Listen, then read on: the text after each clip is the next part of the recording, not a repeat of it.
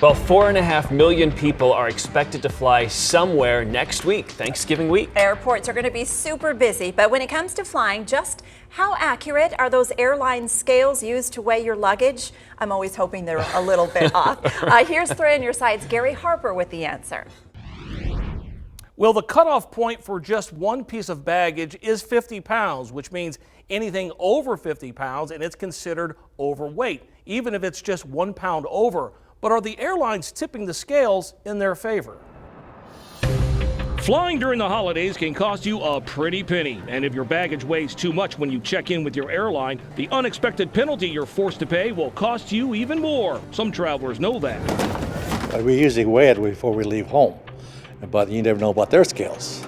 He's right. That's why 3 on Your Side recently tagged along with state inspectors who checked the accuracy of airline scales found inside Terminal 2 at Sky Harbor Airport. So today we're testing scales at the airport, making sure that consumers are getting the right amount of what they're paying for. Damian De Santiago is one of the state inspectors. He says that baggage scales can eventually become out of sync over time, causing luggage to appear over the 50-pound limit when they actually may be under that weight. That's why these surprise tests are so important. I think it's very important to be checking the calibration of these scales because there is a lot of money riding on it for consumers. Faulty scales can really add up too. Michelle Wilson is with the Arizona Weights and Measurements Division. Could be the difference between $0, $25, $50, just depending on what those fees are.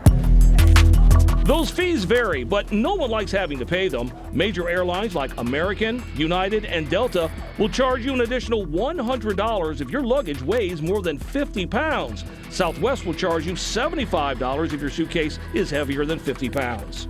To check a scale's accuracy, inspectors get busy. For example, 4 50-pound weights should weigh 200 pounds. And according to this scale, the weight was nearly perfect, so it passed. And the good news is all 25 scales that were tested by inspectors passed with flying colors.